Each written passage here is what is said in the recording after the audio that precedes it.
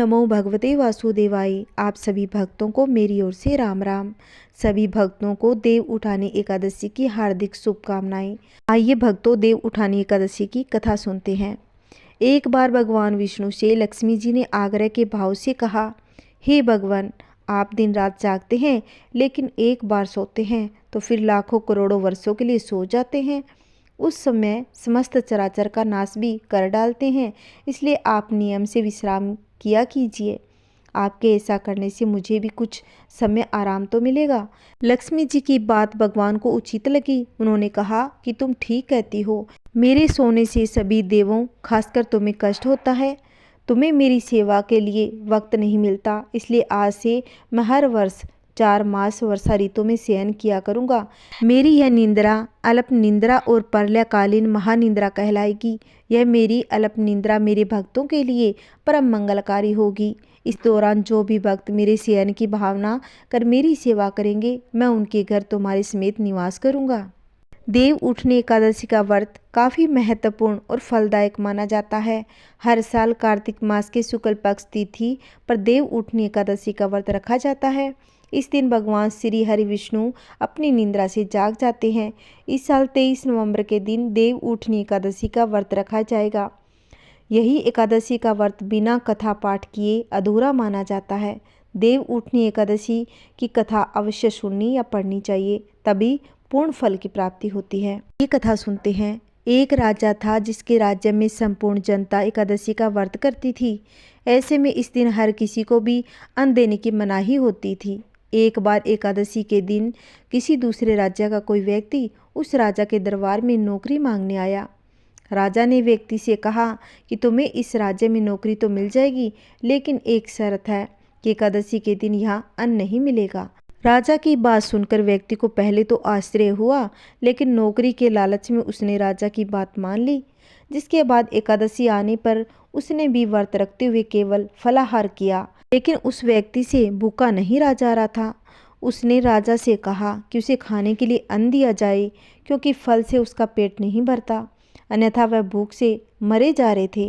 व्यक्ति की बात सुनकर राजा ने उसे अपनी शर्त याद दिलाई, लेकिन भूख से व्याकुल वो व्यक्ति फिर भी नहीं माना। तब राजा ने उसे अन्न खाने का आदेश दिया, लेकिन एक शर्त है, इस राज्य में आप इस अन्न को ग्रहण नहीं करोगे, न ही यहाँ अन्न पकेगा, तो आप दूर कहीं जाकर अन्न ग्रहण कर सकते हो। जब वह व्यक्ति लेकर रोज की तरह नदी में स्नान के बाद भोजन बनाने लगा, उसी व्यक्ति ने एक थाली में भोजन निकालते हुए भगवान को भोजन के लिए आमंत्रित किया। ओ भगवान, भोजन तैयार है। उसके बुलाने पर पीताम्बर धारण किए भगवान चतुर्भुज रूप में आ गए और प्रेम से उसके साथ भोजन करने लगे। भोजन आदि करके भगवान अंतर्ध्यान हो गए। वह अपने काम पर चला गया। 15 दिन बाद अगली एकादशी को वह राजा से कहने लगा कि महाराज, मुझे 2 गुना सामान दीजिए। उस दिन तो मैं भूखा ही रह गया। राजा ने कारण पूछा तो उसने बताया कि हमारे साथ भगवान भी खाते हैं, इसलिए हम दोनों के लिए ये सामान पूरा नहीं होता। यह सुनकर राजा को बड़ा आश्चर्य हुआ। वह बोला, मैं नहीं मान सकता कि भगवान तुम्हारे साथ खाते हैं। मैं तो इतना व्रत रखता हूँ, पूजा करता हूँ, पर भगवान ने मुझे कभी दर्शन नहीं दिए। राजा की बात सुनकर वह बोला, महाराज, यदि विश्वास न हो तो साथ चलकर देख लीजिए। राजा एक पेड़ के पीछे छिपकर बैठ गए। उस व्यक्ति ने भोजन बनाया और भगवान को शाम तक पुकारता रहा, परंतु भगवान नहीं आए। अंत में उसने कहा, हे भगवान, यदि आप नहीं आए तो मैं नदी में कूदकर प्राण त्याग दूंगा। लेकिन भगवान नहीं आए। तब वह प्राण त्यागने के उद्देश्य से नदी की तरफ बढ़ा। प्राण त्यागने का उसका दृढ़ इरादा जान शीघ्र ही भगवान ने प्रकट होकर उसे रोक लिया और साथ बैठकर भोजन करने लगे। खा पी कर वे उसे अपने विमान में बिठाकर अपने धाम को ले गए। यह देखकर राजा ने सोचा कि व्रत उपवास से तब तक कोई फायदा नहीं जब तक मन शुद्ध न हो। इसे राजा को ज्ञान मिला। वह भी मन से व्रत उपवास करने लगा। अंत में स्वर्ग को प्राप्त हुआ। आइए एकादशी की दूसरी कहानी सुनते हैं। एक बार एक राज्य में एक राजा रहा करता था। राजा बहुत ही बुद्धिमान और बलशाली था। राजा सदैव अपनी प्रजा का बहुत अच्छे से ध्यान रखता था। प्रजा भी अपने राजा को बहुत पसंद करती थी। राजा की 2 बेटियां थीं। राजा अपनी दोनों बेटियों से अधिक स्नेह करता था। राजा की छोटी बेटी देखने में बहुत ही सुंदर, मन को भाने वाली थी। राजा की बड़ी बेटी छोटी बेटी के मुकाबले थोड़ी कम सुंदर थी। राजा की छोटी बेटी ग्यारस माता की पूजा किया करती थी। सभी लोग राजा की छोटी बेटी से बहुत प्रेम करते, बहुत प्रशंसा किया करते। राजा भी अपनी छोटी बेटी से ज़्यादा प्रेम करता था, जिस कारण राजा की बड़ी बेटी को अपनी छोटी बहन से जलन होने लगी। राजा की दोनों बेटियां जब बड़ी हो गई, तब एक पड़ोस में राज्य में रहने वाला राजकुमार राजा की बड़ी बेटी के लिए रिश्ता लेकर आया। राजकुमार की नज़र जैसे ही राजा की छोटी बेटी पर पड़ी, तो वह राजकुमार राजा की छोटी बेटी पर मोहित हो गया। उससे पहली नज़र में प्रेम कर बैठा। उस राजकुमार ने राजा की बड़ी बेटी के साथ विवाह करने से मना कर दिया और उसने राजा से कहा कि आपकी छोटी बेटी से विवाह करना चाहता हूँ। राजा ने भी इस रिश्ते के लिए हाँ कर दी। अब जो बड़ी बहन छोटी बहन से और भी जलने लगी। वह अपने सबसे बड़ा दुश्मन अपनी छोटी बहन को मानने लगी। राजा की बड़ी बेटी ने अपनी छोटी बहन से बदला लेने का निर्णय ले लिया, जिसके लिए उसने अपनी छोटी बहन को जान से मारने का प्लान बनाया। राजा की बड़ी बेटी ने अपनी छोटी बहन को मारने के लिए सबसे पहले एक लड्डू में जहर मिलाकर अपनी छोटी बहन को दिया। उसको लड्डू खाने के लिए कहा, लेकिन लड्डू खाने के बाद भी छोटी बहन को कुछ भी नहीं हुआ। बड़ी बहन यह देखकर बहुत ही आश्चर्यचकित हो गई, लेकिन बड़ी बहन ने हार नहीं मानी। उसने जब रात में छोटी बहन अपने कमरे में सो रही थी, तब बड़ी बहन ने एक मटके में सांप रखकर उसे कमरे में छोड़ आई, लेकिन सांप भी छोटी बहन का कुछ भी नहीं बिगाड़ पाया, क्योंकि ग्यारस माता का व्रत करती थी और ग्यारस माता ही उसको बचा रही थी। अब बड़ी बहन सभी प्रयासों में निष्फल हो रही थी। तब बड़ी बहन ने प्लान बनाया कि छोटी बहन चलो हम लोग कुएं में से पानी भर लाते हैं, जिसके लिए वह अपनी छोटी बहन को पानी भरने के बहाने कुएं के पास ले गई। उसने अपनी छोटी बहन को कुएं में धक्का दे दिया, लेकिन छोटी बहन को तब भी कुछ भी नहीं हुआ, क्योंकि हर बार ग्यारस माता उसकी रक्षा कर रही थी। उधर बड़ी बहन अपने सारे मंसूबों में असफल हो रही थी, जिससे वह बहुत क्रोधित हो गई। फिर उसने अपनी छोटी बहन के पास जाकर उसे खुद ही पूछा, मेरी छोटी बहन, तुमको पता है भगवान ने सबकी मृत्यु एक निश्चित समय पर लिखी हुई है, और कैसे तुम्हारी मृत्यु होगी, क्या यह तुम जानती हो? तब छोटी बहन बहुत ही भोली और सीधी थी। उसने अपनी बहन को सब कुछ बता दिया। वह बोली, बहन मैं जानती हूँ कि मेरी मृत्यु कैसे होगी। छोटी बहन से यह सुनकर बड़ी बहन मन ही मन में बहुत खुश होने लगी। उसने अपनी छोटी बहन से कहा कि तो मुझे अपनी मृत्यु का राज बताओ। छोटी बहन ने अपनी बड़ी बहन से कहा, मेरी मृत्यु एक तोते में है। जो तोते के गले में एक हार है, उससे ही मेरी मृत्यु होगी। जब तक कोई व्यक्ति तोते को मारकर वह हार अपने गले में पहन लेगा, तो मैं मूर्छित हो जाऊंगी। जैसे ही उस हार को अपने गले से उतारेगा, तो मैं वापस जीवित हो जाऊंगी। अपनी छोटी बहन की मृत्यु का राज जानकर बड़ी बहन बहुत ही खुश हो गई। उसने अपनी छोटी बहन को मारने के लिए उसके पालतू तोते को ढूंढना शुरू कर दिया। छोटी बहन को इस बात का आभास हो गया था कि कोई उसकी जान लेना चाहता है। इसके लिए वह अपने पिताजी के पास गई। उसने अपने पिताजी से कहा कि पिताजी, मेरी मृत्यु के बाद आप मुझे जलाइएगा मत, बल्कि आप मुझे अपनी पुरानी हवेली में एक पलंग पर लिटा दीजिएगा।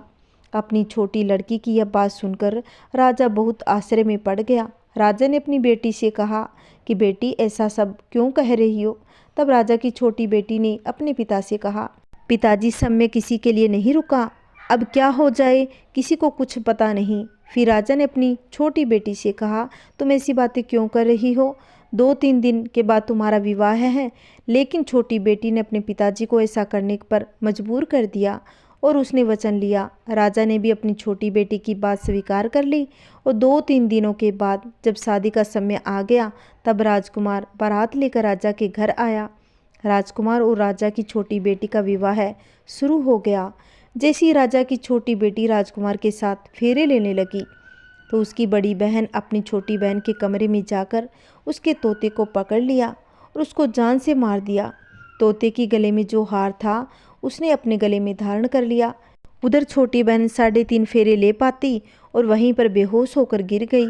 जिसके बाद राजा ने बड़े बड़े दर्द हकीमों को बुलवाया, अपनी छोटी बेटी का इलाज करने के लिए कहा। राजा की बात सुनकर वैद्य ने छोटी बेटी को जब चेक किया, तो राजा को बताया कि आपकी बेटी ना तो जीवित है, ना ही मरी है। यह तो ऐसा पहली बार देखा है। राजा ने वेद और हकीमों को यह बात बाहर बताने से मना कर दिया। उनको कहा, अगर आपने यह बात बाहर बताई मैं तुम्हें फांसी दे दूंगा। राजा ने अपनी छोटी बेटी को पुराने महल में जाकर एक पलंग पर लेटा दिया। वहां पर कुछ सैनिकों को तैनात कर दिया। वापस अपने महल पर आ गया। राजा की बड़ी बेटी अपने पिताजी के पास आई और कहने लगी, पिताजी, अगर यह शादी संपन्न नहीं हुई तो आपकी इज्जत का क्या होगा? आप कहे तो मैं आपकी इज्जत बचाने के लिए राजकुमार से शादी करने के लिए तैयार हूँ। फिर राजा ने भी अपनी बेटी की बात मान ली और राजा ने बड़ी बेटी को छोटी बेटी के कपड़े पहनाकर मंडप में भेज दिया। लेकिन राजकुमार यह सब जान गया कि यह राजा की छोटी बेटी नहीं बल्कि यह राजा की बड़ी बेटी है। लेकिन जब राजकुमार ने शादी करने से मना किया तो सभी लोगों ने राजकुमार को विवश कर राजा की बड़ी बेटी से शादी करने के लिए कहा। तो उन्होंने बात मानकर उनसे विवाह संपन्न कर लिया। जिसके बाद राजकुमार राजा की बड़ी बेटी को अपने महल में ले आया। राजकुमार राजा की बड़ी बेटी से ना तो बात करता, न ही उसको पसंद करता और ना ही प्रेम किया करता और आसपास भटकता भी नहीं था। राजकुमार ने यह फैसला किया वह राजा की छोटी बेटी को ढूंढकर ही रहेगा, यह जानकर रहेगा कि उसके साथ क्या हुआ। एक दिन राजकुमार अपने घोड़े पर सवार होकर राजा के पुराने महल के पास पहुंचा। जहाँ वह उसने कुछ सैनिकों को देखा। महल के पास पहुंचकर राजकुमार ने जब महल को ध्यान से देखा तो वह समझ गया कि यह तो हमारे ससुर जी का महल है। तब राजकुमार ने सैनिकों से पूछा कि तुम लोग यहाँ क्या कर रहे हो और इस महल के अंदर उस पलंग पर कौन लेटा है? जिसके बाद सैनिकों ने बताया कि यहाँ पर राजा की छोटी बेटी है। यह सुनकर राजकुमार बहुत ही खुश हो गया। यह सुनते ही राजकुमार राजा की छोटी की बेटी के पास चला गया और उसकी सेवा करने लगा। जैसे ही रात हुई तो राजा की छोटी बेटी उठकर खड़ी हो गई। राजकुमार यह देखकर बहुत खुश हुआ कि अपनी प्रेमिका से पूछा कि तुम यहाँ क्या कर रही हो और तुम मेरे साथ चलो। राजा की छोटी बेटी ने राजकुमार को सारी बातें बता दी। मेरी जान एक तोते में बसी है। मैंने यह बात सिर्फ अपनी बड़ी बहन को बताई थी और मुझे पता है उसने ही मुझे मारने का प्रयास किया। उसके पास एक हार है जिसको वह सुबह तो पहन लेती है, रात को उतार देती है। जब तक वह हार को पहन लेती है तब मैं मूर्छित हो जाती हूँ। जैसे ही हार को उतार देती है तो मैं जीवित रहती हूँ। जब तक वह हार मेरी बहन के पास रहेगा तब तक मैं जीवित और मूर्छित होती रहूँगी। अगर मेरी बड़ी बहन के पास जो हार है वह मेरे हाथ लग जाए तो मैं हमेशा के लिए जीवित रह जाऊँगी। राजकुमार यह बात सुनकर राजा की छोटी बेटी के पास रहने का निर्णय लिया और उसने अपने बचे हुए सारे फेरे उस पलंग पर लेटी राजकुमारी से ले लिए और अपना विवाह पूर्ण कर लिया। वहीं पर ही रहने लगा। देखते ही देखते कुछ समय के बाद राजा की छोटी बेटी राजकुमार की पत्नी के पेट से हो गई। एक दिन राजकुमार को किसी काम से बाहर जाना पड़ा। पीछे से छोटी रानी के पेट में बहुत तेज दर्द होने लगा। जिसके बाद उसने ग्यारस माता को याद किया। जिसके बाद वह ग्यारस माता प्रकट हो गई। उन्होंने अपनी भक्तों के दर्द को दूर किया और एक पुत्र की प्राप्ति करवा दी। वहीं पर अचानक से राजकुमार भी आ गया।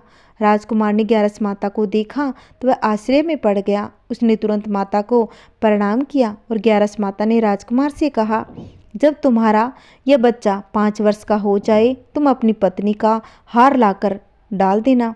देखते ही देखते राजकुमार और राजा की छोटी बेटी का पुत्र 5 वर्ष का हो गया।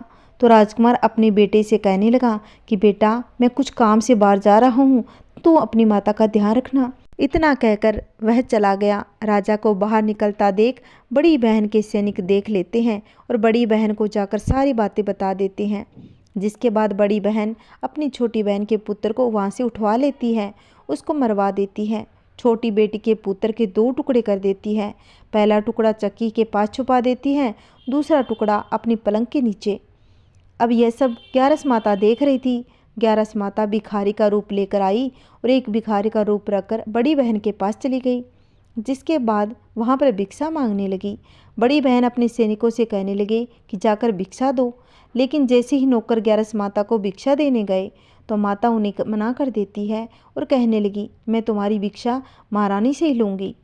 जिसके बाद बड़ी बहन स्वयं भिक्षा देने के लिए आई तो माता के पास आई तो माता एक बिल्ली का रूप लेकर उसके कमरे में चली गई।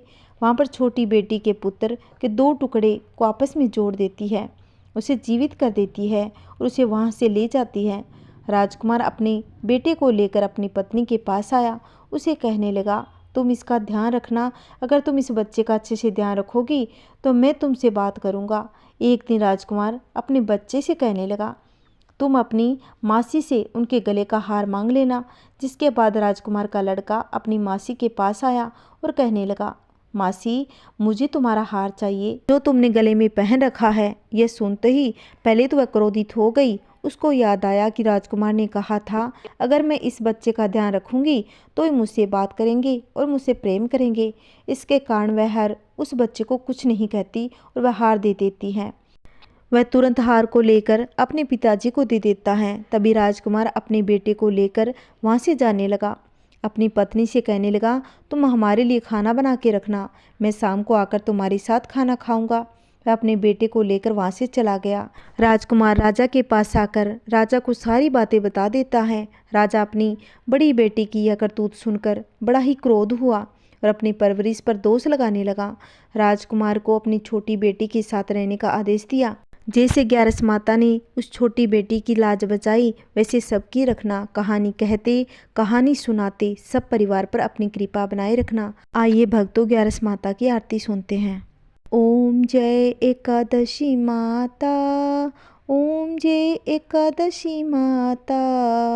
विष्णु पूजा व्रत को धारण करे, विष्णु पूजा व्रत को धारण करे, शक्ति मुक्ति पाता। ओम जय एकादशी माता। तेरे नाम गिनाऊं, तेरे नाम गिनाऊं, देवी भक्ति प्रदान करनी। गण गौरव की देनी, माता शास्त्रों में वर्णी। ओम जय एकादशी माता, मैया जय एकादशी माता। मार्गशीर्ष के कृष्ण पक्ष की, मार्गशीर्ष के कृष्ण पक्ष की उत्पन्न विश्वतारिणी। जय एकादशी माता। शुक्ल पक्ष में हुई मोक्षदा, मुक्तिदाता बन आई। ओम जय एकादशी माता। पौष के कृष्ण पक्ष की सफला नामक है, शुक्ल पक्ष में होए पुत्रदा, शुक्ल पक्ष में होए पुत्रदा, आनंद अधिक रहे। ओम जय एकादशी माता। नाम सटतिला माघ मास में कृष्ण पक्ष में आए, शुक्ल पक्ष में जया कहावे, विजय सदा पावे। ओम जय एकादशी माता। विजया फागुन कृष्ण पक्ष में शुक्ला आमल की, पाप मोचनी कृष्ण पक्ष में चेतर महाबली। ओम जय एकादशी माता। चैत्र शुक्ल में नाम कामदा, धन देने वाली। नाम मरुथनी कृष्ण पक्ष में वैशाख महावाली। ओम जय एकादशी माता। शुक्ल पक्ष में होए मोहिनी, अपरा ज्येष्ठ कृष्ण पक्ष की। नाम निर्जला सब सुख करनी, शुक्ल पक्ष रखी। ओम जय एकादशी माता। योगिनी नाम आषाढ़ में जानो, कृष्ण पक्ष करनी। देवशयनी नाम कहायो, शुक्ल पक्ष धरनी। ओम जय एकादशी माता। कामिका सावन मास में आए, कृष्ण पक्ष कहिए। सावन शुक्ला होय पवित्रा, आनंद से रहिए। ओम जय एकादशी माता। अजा भाद्रपद कृष्ण पक्ष की परिवर्तनी शुक्ला, इंदिरा आश्विन कृष्ण पक्ष में व्रत से भव सागर निकला। ओम जय एकादशी माता। आपा कुशा है शुक्ल पक्ष में, आप हर निहारी। रमा मास कार्तिक में आए, सुखदायक भारी। ओम जय एकादशी माता। देवे उठानी शुक्ल पक्ष की, दुख नाशक मैया। पावन मास में करो विनती, पार करो नैया। ओम जय एकादशी माता। परमा कृष्ण पक्ष में होती जन मंगलकारी। शुक्ल मास में होए पद्मनी दुख दरि दरि हरणी। ओम जय एकादशी माता। जो कोई आरती एकादशी की भक्ति सहित गावे। जन गुर दिता स्वर्ग का वासा निश्चय वह पावे। ओम जय एकादशी माता। मैया जय एकादशी माता। ओम जय एकादशी माता। बोलिए श्री हरि विष्णु भगवान की जय। बोलिए 11 माता की जय। ओम नमः शिवाय। अगर आपको मेरी कहानी अच्छी लगी हो, मेरी वीडियो को ज़्यादा से ज़्यादा शेयर करें, लाइक करें और कमेंट में बताना कैसी लगती है। अगर आपने अभी तक मेरे चैनल को सब्सक्राइब नहीं कर रखा है तो मेरे चैनल को सब्सक्राइब कर लीजिए, जिससे आने वाली वीडियो की नोटिफिकेशन आपको मिलती रहेगी। जय श्री कृष्णा, राधे राधे, ओम नमः शिवाय, हर हर महादेव। मेरे प्यारे प्यारे भक्तों को मेरी ओर से राम राम।